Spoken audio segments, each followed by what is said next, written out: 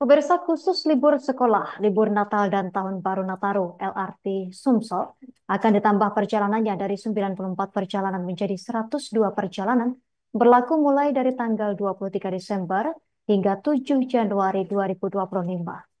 Kepala Balai Pengelola Kereta Api Ringan Sumatera Selatan BPKAR SS, Rode Paulus, pada Selasa 11 Desember 2024 menjelaskan berkaca dari tahun sebelumnya, saat libur sekolah maupun Nataru akan ramai, maka akan dijadwalkan penambahan dari 94 menjadi 102 perjalanan.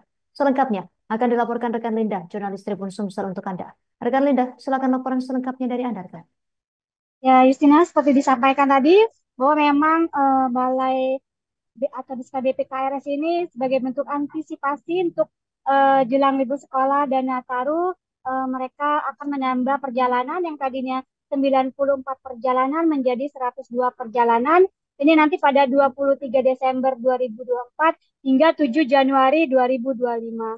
Nah, ini merupakan antisipasi dari pihak BPKRS sendiri untuk memberikan kenyamanan para pengguna LRT di Sumsel. Dengan penambahan perjalanan ini, tadinya yang headway atau waktu tunggunya 18 menit, nanti bisa menjadi 9 menit. Dengan waktu operasionalnya itu dari pukul 05.05 pagi sampai 24.03.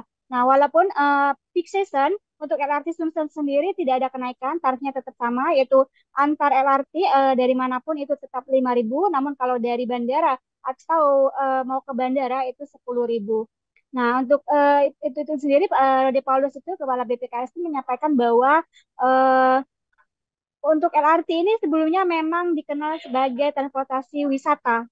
Nah, namun pada saat ini LRT bukan hanya sebagai tempat wisata saja, tapi sudah menjadi kebutuhan sehari-hari. Bahkan di jam pagi itu sudah banyak juga masyarakat yang menggunakan LRT.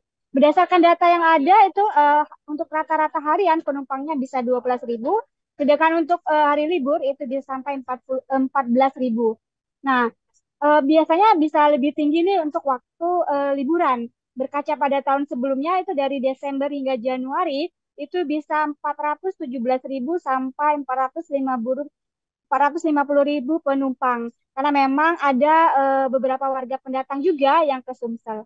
Nah, menurut Rade Paul sendiri, penumpang ini kemungkinan akan meningkat dari tahun-tahun sebelumnya karena memang berkaca dari karena habis COVID itu naik juga.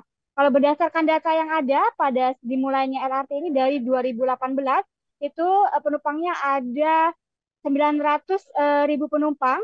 Kemudian di 2019 naik menjadi 2,6 juta penumpang. Nah, di 2020-2021 karena memang ada COVID, itu sempat turun di 1 juta sampai 1.500.000 penumpang. Nah, di 2022 itu kembali naik sampai 3 juta penumpang. Dan di 2023 itu sudah sampai 4 juta penumpang. Dan di 2024 ini ditargetkan lebih dari 4 juta penumpang. Dan kemudian nanti 2025 itu ditargetkan 5 juta penumpang. Untuk bisa mencapai tersebut, RRT ini juga ada feeder-feeder. Jadi feeder-feedernya sudah ditambah agar masyarakat yang menaiki LRT nanti saat turun bisa naik feeder ke tujuannya masing-masing. Begitu, Justina.